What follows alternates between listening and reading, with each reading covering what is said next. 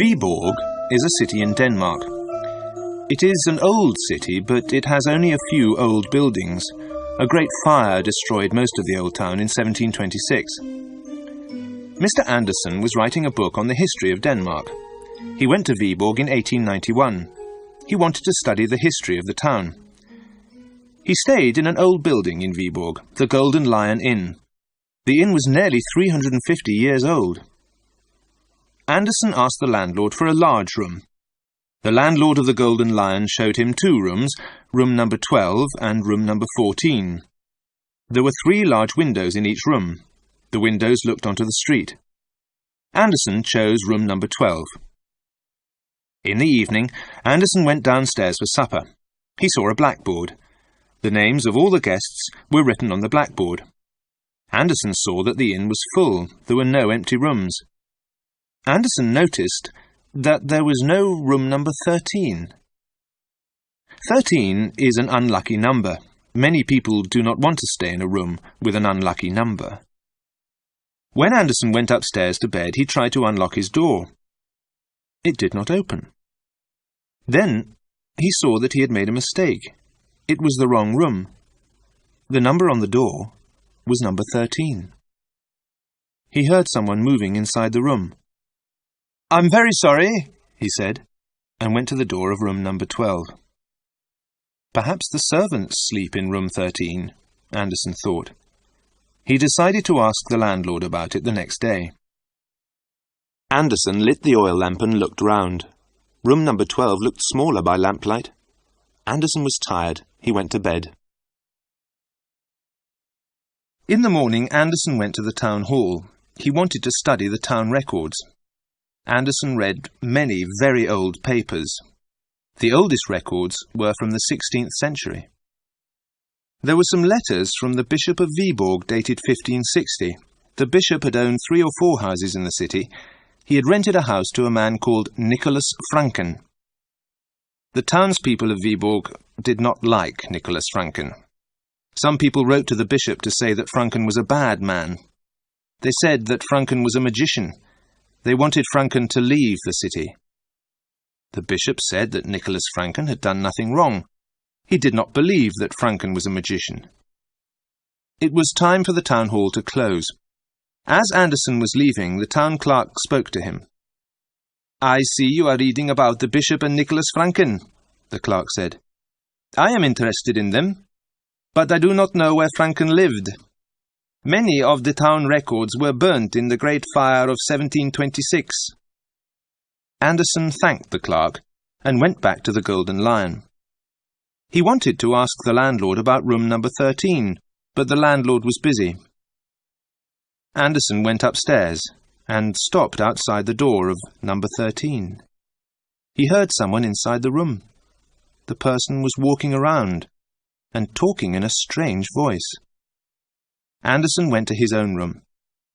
He decided that number 12 was too small. He decided to ask the landlord for a large room. Also, he was angry because his suitcase was missing. It had been on a table beside the wall. Both the table and the suitcase had disappeared. Perhaps the landlord had moved the suitcase to a storeroom. Andersen wanted it back. It was too late to call the landlord. Andersen went to the window and lit a cigarette. He looked out of the window. There was a tall house on the opposite side of the street. The lamp was behind him. He saw his shadow on the wall of the house opposite. The person in room 13 was also standing at the window. Andersen saw a second shadow on the wall of the house opposite. This second shadow was strange. The person in room 13 was wearing a tall, pointed hat.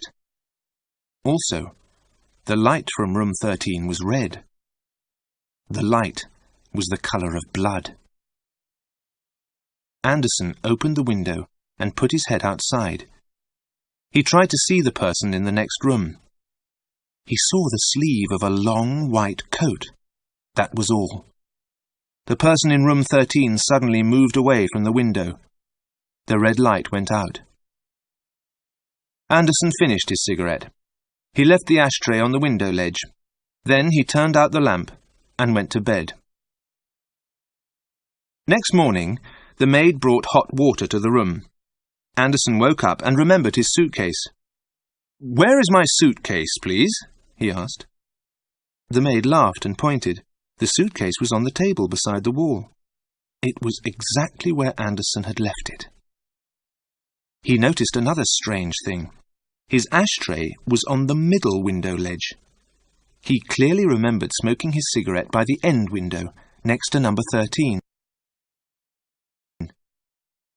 He finished dressing and decided to visit his neighbour in room 13. He was surprised when he went to the door of the next room. The next room was number 14. Anderson was frightened. Was he going mad? After breakfast, he went to the town hall and read more of the old papers. He found only one more letter from the bishop about Nicholas Franken. A group of townspeople had tried to make Franken leave Viborg. They had gone to Franken's house, but Franken had disappeared. The bishop wrote that no one knew where Franken had gone. That was the end of the matter. That evening, Anderson spoke to the landlord of the Golden Lion Inn. "Why is there no room 13 in the inn?" he asked. "Many people won't sleep in a room number 13, the landlord replied. "They say it's unlucky." "Then who is in your room number 13? asked Anderson. "There isn't a room number 13, the landlord said. "Your room is next to room number 14. "Of course," said Anderson. "I must have made a mistake. Would you like to come up to number 12 for a glass of brandy and a cigar?" "I'd like to very much," said the landlord. They went upstairs together. They went past room number 10 and room number 11 to reach number 12. The landlord looked at the inside of number 12. "This room looks very small," he said. Anderson poured 2 glasses of brandy. Both men lit cigars. Anderson opened the window to let out the smoke. There was a red light and a shadow on the wall of the house opposite. The light came from number 13. The shadow was dancing wildly, but there was no noise. Anderson sat down to drink his brandy. He wanted to tell the landlord about the strange things he had seen. Suddenly, a terrible noise came from the next room. "Is that a cat?" asked Anderson. "Or is there a madman in the room next door?" "It's Mr. Jensen," said the landlord. "He often stays in room 14. The poor man must be ill." A loud knock sounded on the door of Anderson's room. Suddenly a man opened the door and came in. "Please stop that terrible noise," the man said. "Mr. Jensen," the landlord said. "We thought you were making the noise." The 3 men looked at each other for a moment. Then they went out quickly into the corridor. The noise was coming from the door of room number 13. The landlord banged on the door and turned the handle. The door was locked. "I'll bring men to break the door down," the landlord shouted and ran down the stairs. Jensen and Anderson stood outside number 13. The noise inside the room became louder and wilder.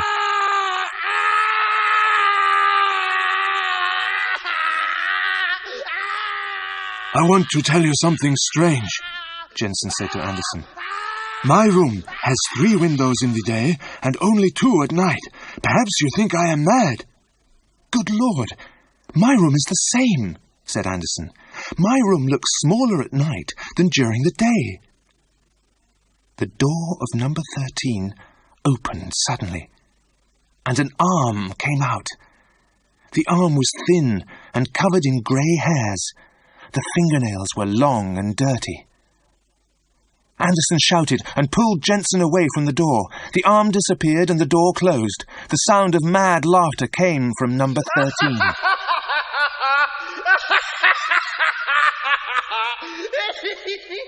The landlord brought 2 men up the stairs.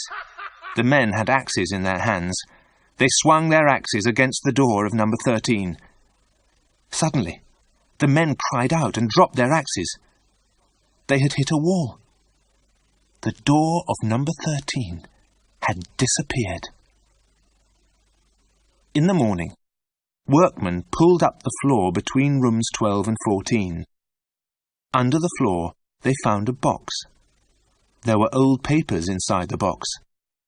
Anderson thought that the papers belonged to Nicholas Franken, the man who had disappeared in 1560. No one was able to read the writing on the papers. It was in a strange language. The writing was brown. The ink looked old. But Anderson did not think it was ink. He thought the papers were written in blood.